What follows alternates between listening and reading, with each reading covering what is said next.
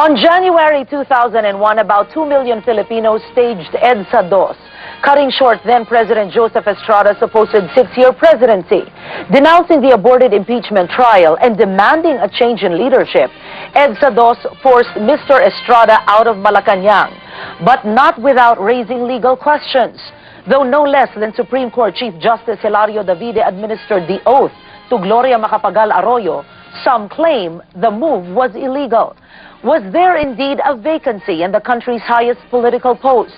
And did the rule of force rule over the rule of law? The question online is, did the rule of force rule over the rule of law in toppling the Estrada presidency? Send us a text or a short message from your cell phones.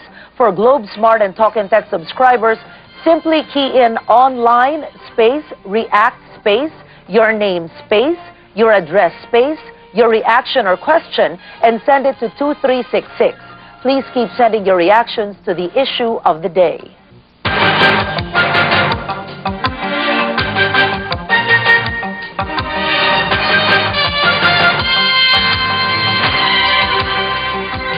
Welcome online. Sitting in for Jean Orejana, I'm Karen Davila. Joining us at the ABS-CBN News Channel Center in Manila is lawyer Alan Flores Pagia, author of the book Estrada versus Arroyo, Rule of Law or Rule of Force. He's also a lecturer at the Colleges of Law of the Ateneo de Manila and the Pamantasan ng Lungsod ng Maynila. Good evening, Professor Pagia. Good evening, Karen. First of all, why write this book? Well, to tell the truth about the Arroyo presidency vis-a-vis the Estrada presidency. But no political agenda? Do you know either of them? No, I don't. When I wrote that book, when I started writing that book, I never met any of them. I just wrote what I had to tell my students at the Colleges of Law. So this is a question that's been asked all over colleges. Yes. What's always been asked? That the presidency of Gloria Macapagal Arroyo, is it legitimate? Is that a question commonly asked? Oh, yes. The case of Estrada versus Arroyo actually raised the legitimacy question of the succession of Vice President Arroyo. Tinatanong doon kung ayon ba sa saligang batas yung pagkakapasumpa kay Vice Presidente Arroyo. At dito sa ating munting aklat, sinasabi natin na labag sa saligang batas ang ginawang pagpapasumpa kay Vice Presidente Arroyo. Sa pag-aaral niyo po dito, pag-usapan natin ang nakalagay sa saligang batas, kung kailan nga lang ba ang Vice Presidente na maaring umupo bilang Presidente. So let me read from Article 7 the Article 7, Section 8 of the Philippine Constitution. In case of death, permanent disability, removal from office, or resignation, so apat po yun. Dapat mamatay, dapat may kapansanan, permanente pa, dapat matanggal sa kapangyarihan, dapat rin ay bumitiw sa tungkulin of the President, then the Vice President shall become the President to serve the unexpired term. Napakaliwanag. Maliwanag, pero ano po ba ang hindi napaliwanagan at masasabi natin na hindi ito ginawa ni Pangulong Estrada noon? Ganito po yan. Noong Enero 20, 2001, sumulat po si Vice Presidente Arroyo sa mga mahistrado ng ating kataas-taasang hukuman. Sinabi niya doon, sinulat niya doon, na merong permanent disability si President Estrada. It was Vice President Arroyo who wrote the Supreme Court herself. That is correct. Saying that President Estrada was supposedly permanently disabled. Okay. So, one of the grounds for presidential succession is permanent disability. This is the letter. You have the original letter in your book. And to read directly from the letter of then Vice President Arroyo, the letter says that Estrada is permanently incapable of performing duties of his office, resulting in permanent disability to govern and serve his unexpired term. Almost all of his cabinet members have resigned, and the AFP and the PNP have withdrawn their support for Joseph Ejercito Estrada. Civil society has likewise refused to recognize him as president. In view of this, I am assuming the position of President of the Republic of the Philippines. Accordingly, I would like to take my oath as President of the Republic of the Philippines before Justice Davide. Question number 1. Does the Vice President have the authority to say or to judge when a President is incapable? Definitely not. Under the Constitution, the requirement is that the President himself, in this case, President Estrada, should have first written a declaration to the effect that he is permanently disabled, or a majority of the members of his cabinet. That is the constitutional requirement, and there was none in this case. Pero hindi ba ito nangyari na sa ibang bansa? Wala bang tinatawag yung president tungkol dito? Baka naman, alam mo yun, sa mga European countries, nangyari na ito na yung vice-presidente ang nagsulat sa korte at sinabi, oh, yung presidente natin, mamamatay na yan, hindi na pwede. Hindi, walang ganon. Walang ganon. Walang ganon dahil maliwanag ang nakasaad sa ating saligang batas. 4 lang yung grounds. Ngayon, yung sa permanent disability, kailangan may written declaration. Ang Pangulo. Ang Pangulo o kaya ang mayorya ng kanyang mga miyembro ng kanyang gabinete. Okay. Ito pa, question number 2. Is the AFP, the PNP, and civil society not withdrawing their support from the President enough to say that he is incapable? Kasi ito ang base sa sulat ng dating Vice President natin. That is not the written declaration required by the Constitution. So even if the police don't support you, even if the military doesn't support you, you are still the President. Of course, and that their withdrawal of support while you are the duly elected President is a violation of their oath under the Constitution, and that is a violation of the public trust. So that's rebellion? Yes, you can say that. They rebelled against a duly constituted presidency. Okay. That would include the head of the armed forces at that time, Angelo Reyes, and the chief of the PNP. Now, the third question is the Vice President saying, I am assuming the position of President of the Philippines. Can a Vice President assume the position of President? Is that given to her or him?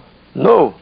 Because there is a procedure provided by the Constitution if the ground invoked for presidential succession is permanent disability. As I said, it should be a written declaration from the incumbent president or a written declaration by the majority of the members of his cabinet. So ang tanong ko dito, no, Professor Pagia, kung lahat ng ginawa at nangyari ay bawal at illegal, ba't nangyari ito? Gayong ang Korte Suprema mismo, the highest judicial body in the land, was the one who took her oath? Diyan lang makikita. Dito ngayon, we have to point out to our viewers, to our listeners, to the Filipino people, a basic distinction in law. Okay. We distinguish between public office and public officer. Okay. In this case, the Supreme Court is the public office. The public officer are the justices. Like Now, Justice Davide et al. yes, the acts of the justices or the acts of the public officer are considered the acts of the public office if the act is legal. Okay. If the act is illegal, definitely that is not the act of the public office. And in this case, what we're saying is the justices acted illegally. And therefore, it is not correct for us to say that the Supreme Court has decided on the case, because the illegal action of the justices are not binding on the public office. Pero paano po yun? We are talking about the Supreme Court, the highest judicial office in the land. If they acted illegally, as you claim they did, who will punish them? Who will tell them you acted illegally? Mali yung ginawa nyo, hindi dapat nangyari yun. Very good question. And my answer is that the Filipino people should take the necessary action.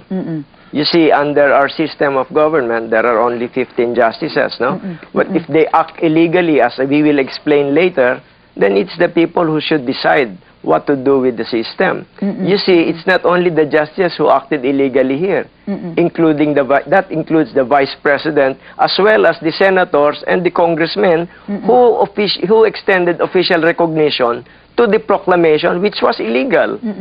But after the oath-taking, after January 20, no, nang isulat ito ni then Vice President Gloria Macapagal Arroyo sa Korte Suprema, I remember, she made sure at may ginawa po siyang paraan para Kasi ang daming ang tanong na umikot noon kung illegal ba o legal yung kanyang pagkapangulo. The Supreme Court then again validated her presidency. Oh yes, but you're talking now of the Estrada versus Arroyo case.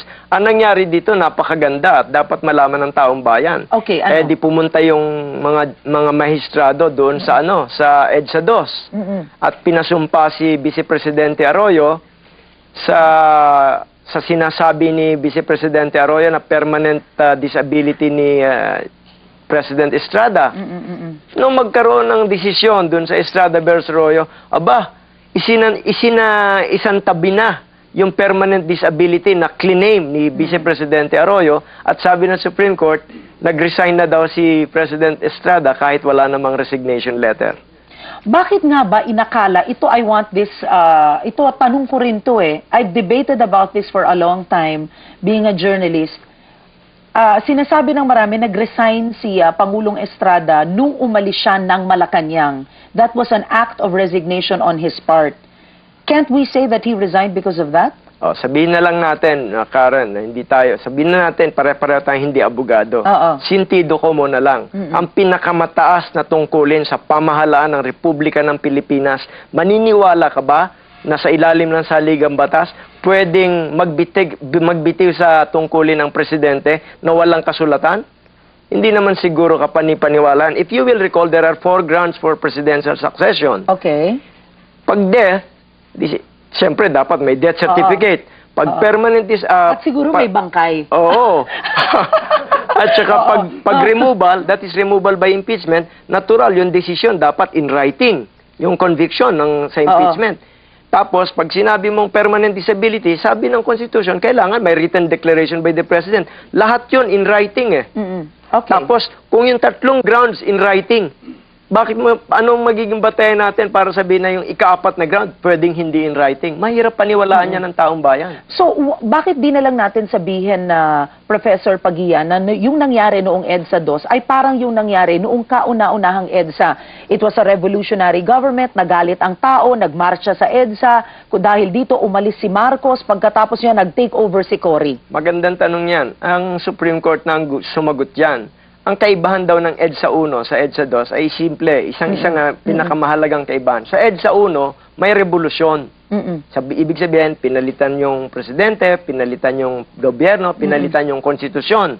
Sa EDSA 2, walang revolusyon Ano yung nangyari doon sa harap ng EDSA, sir? Kung hindi po yun revolusyon. EDSA 2? Apo. Di tinanggal ng mga malalakas na makapangyarihang mga tao ang ating nakaupong presidente.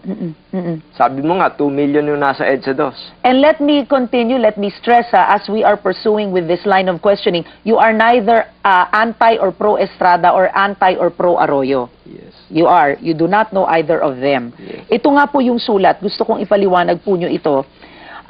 Point 17 po, dito sa libro nyo, it says, according to the Supreme Court, there was no revolution during EDSA 2. Therefore, no revolution, peaceful or otherwise, took away the presidential powers from President Estrada. It was the Vice President who did. How?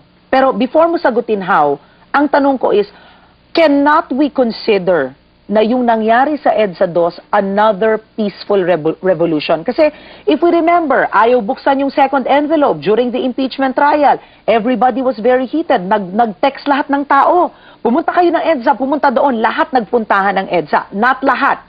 A certain portion of society ang nagpunta sa EDSA. Is that not a peaceful revolution? The Supreme Court said there was no revolution. There is no need to qualify. Actually, bakit nga sinabi ng Supreme Court yun? Because there was no revolution. There was only an agitation of a big number of people, which can be done if you have enough money, if you have enough influence. You can make hakot. You can make, even if there's Pero no hindi hakot. siguro hakot yun, sir. Baka magalit ang marami sa'yo. Even then, the point is, let us not forget the Constitution. Yeah. You can rally as much as you want, but we should not violate our own laws because we will be the laughing stock of the rest of the world. Isn't this conflicting, yung sinabi ng Supreme Court that there was no revolution, and yet the Supreme Court giving Vice President Arroyo her oath as president? Isn't that conflicting? It's like saying, it's not a revolutionary government, walang naganap, pero wala ring nangyari, he wasn't dead, he wasn't all the other qualifications, tapos naging presidente siya. Exactly. Sinabi ng Supreme Court, walang revolution. All right, period, walang revolution. So, ang tanong ng taong bayan dapat dyan ano yung legal process? Paano yung legal justification? Bakit nyo pinasumpa si Vice Presidente Arroyo? Doon sa apat hindi talaga pwedeng walang kasulatan man lang yung resignation. Well, sasagutin ko yung tanong mo at pwede sigurong sagutin mo itong tanong ko. Yung sabi niyo, sir, ay paano nga naging presidente siya is number one, Vice President Arroyo wrote the Supreme Court and said that Estrada is permanently incapable. The Supreme Court agreeing to give her oath means the Supreme Court then judged, right, Estrada as permanently incapable. My question is this: does the Supreme Court have that power to judge whether a president is incapable to hold his post? No, let us be more accurate. Do the Supreme Court justices Have that that power? No, they don't. In the first place, there was no case filed yet. No, it was just a letter. In the second place, they should have asked Vice President Arroyo, you're invoking permanent disability. All right, where is the written declaration of President Estrada? All right, where is the written declaration of the majority of the members of his cabinet? They did not bother to ask that. And up to now, I can guarantee you there is no such written declaration. So what was the basis for the swearing in? If there was no permanent disability. One more point. We have a tripartite system of government. Okay, that's judicial, executive, and legislative. Yes, the executive and the legislative, the leaders are elected. Apo. But pero sa judicial, appointed. Yung elected officials, Sa taong bayan yung sasagot. that's what makes them political departments.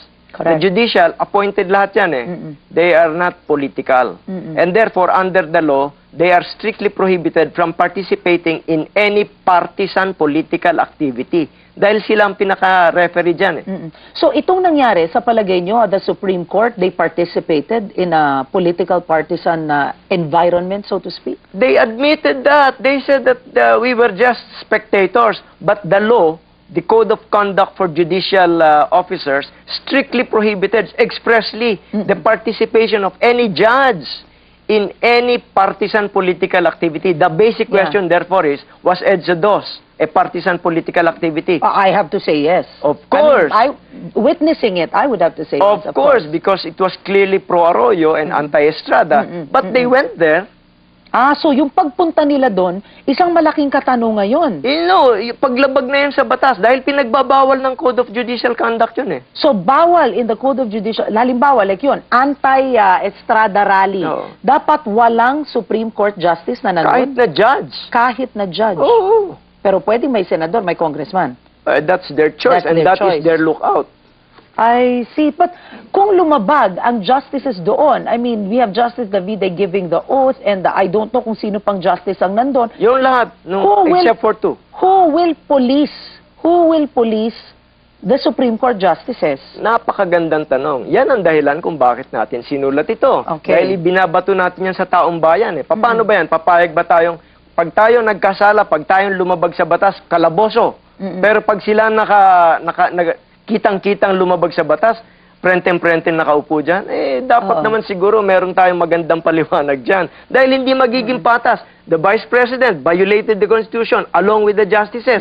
Chief Enforcer, Chief Executive, tagapagpatupad ng batas.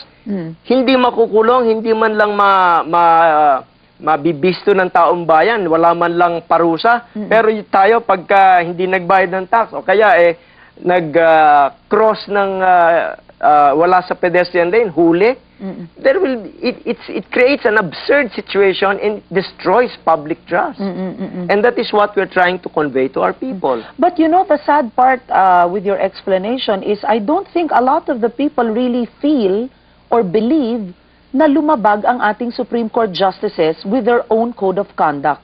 Kaya nga, yun na nga. The point, kaya nga, bilang abogado, pinararating ko sa taong bayan, mga kababayan, meron po tayong batas, Rule 5.10, strictly prohibiting judges and justices from participating in partisan political activities. Ang daming teksto. Ang dahilan diyan, Karen, is so that there will be due process. The element of due process that is important here is the impartiality of the judge or justices. Because if the judge is not impartial, nobody will believe the decision. But that is what happened in this case. They violated the law. They went to a partisan political activity, which you said, you must admit, EDSA DOS was. Well, of course, paano it's an anti-ERAP rally, so it has to be partisan. Exactly, Karen. That is why we are saying the facts are so clear. Now, let the justices tell us that we are wrong. Because the law cannot be changed anymore. It's there. Okay, Professor Pagia, we've talked about what I will say, no, you believe to be, and what you say the law says, na puro walang hindi pagsunod sa proseso, walang due process na pagtanggal at pagluklok. Diba? Pagtanggal kay dating Pangulong Estrada at pagluklok kay Pangulong Gloria Macapagal Arroyo. My question is this: if we're saying there was no due process, then bakit natalo si ERAP? All right. I mean, bakit should we blame him for not being strong enough to battle something like this? No. Something that tested his presidency, he was not able to contain the situation. No, we cannot properly blame President Estrada because he is not a lawyer. He is dependent on his lawyers. Okay. And the lawyers raised the due process argument on the basis of alleged prejudicial publicity. Eh natalo sila. Sabi ng Supreme Court, prejudicial publicity. Ano ebidensya mo ng prejudicial publicity? Paano sila makakapagpresenta ng ebidensya ng prejudicial publicity? The Supreme Court is not a trier of facts. Hindi naman regional trial court yan eh. But what role does the media play? Because you see, ganito po yan, sir, no? During the impeachment trial, it was televised. I mean, here in ABS-CBN, it was running for more than 12 hours a day, even peak moments of the impeachment trial. So the non-opening of the second envelope triggered, you know, public anger, 'di ba? Nagalit ang tao na ba't sila ganyan, ba't ganyan. That was the media. And then even EDSA DOS was covered almost 24 hours. Was the media part of it? Is the media to blame? Oh, well, the media ought to have reminded our people, our society, about the constitutional provisions applicable to the matter. So posibleng the media was ignorant too. We were all Yes, ignorant. kailangan Could we may have been- research din. But I suppose you have your legal officers also. You should of have been course. properly advised. Because if you had been properly advised, the proper procedure would have been for Chief Justice Davide as presiding justice, as presiding officer of the impeachment court, to hold those who walked out in contempt. But they must proceed with that proceeding because under the Constitution, that is the only way you can justify removing the sitting president. Okay, all right. Now ito I want to discuss this matter para malaman nila na balanse itong libro mo. Nakalagay po dito, the formal recognition extended by the international community led by the United States Embassy to President Arroyo is based on two assumptions. Number one, that the constitutional processes were complied with. Number two, that President Estrada had resigned. My question is, how important is it that the U.S. actually recognized President Arroyo? Doon na lang sa makikita mo sa mga aksyon ni President Arroyo, kung ano yung sabihin ng US, sumusunod eh. Ang punto dyan, ang pagsunod natin dyan sa konstitusyon, hindi dapat na nakasalalay sa kung ano yung sinasabi ng kung sino. Ang nangyari kasi, nakalimutan na yung constitutional provisions applicable. Yung United States, katulad niya, no? But I believe dito mo makikita yung laki ng kasalanan ni Chief Justice Davide at yung mga justices. Dahil nagpunta sila sa EDSA DOS, akala ng lahat ng nanonood, pati yung mga Amerikano, pati yung mga foreign dignitaries, legal yan kasi nandyan yung justices. Yun yung pinakamalaking kasalanan nila. Siyempre nakita mo, naka-black robe nandun sa gitna ng karami-rami. Sino mag-aakalang hindi legal yung nangyayari? Kaya yun ang nangyari. Kaya ang Amerika matalino. Sabi nila, o sige, kikilalanin ka namin kasi naniniwala kami na sinunod niyo yung constitutional process, which is wrong. Katulad na nga na nasabi natin kanina, naniniwala kami na President Estrada had resigned. At that point in time, there was no resignation letter. Who told them that President Estrada resigned? No, why do we all believe that he resigned? Did he do something, an act, Oh. that we all believe he No, resigned? no. Unless there is a resignation letter, there is nobody under the Constitution who can declare that President to have resigned. Why? Because under our system of government, the executive, legislative, and judicial are co-equal departments. One cannot substitute its discretion for the other. Kasi katulad niyan, sinasabi ng Supreme Court Justices, nag-resign because of his action kahit na walang resignation letter. Kung pwede yon, because they are co-equal, di pwede ring sabihin ni President Estrada o kung sinong presidente na kupo, o yung Justices nag-resign na kahit walang resignation letter. So, is it safe to say that the takeover was in a form of a coup d'etat?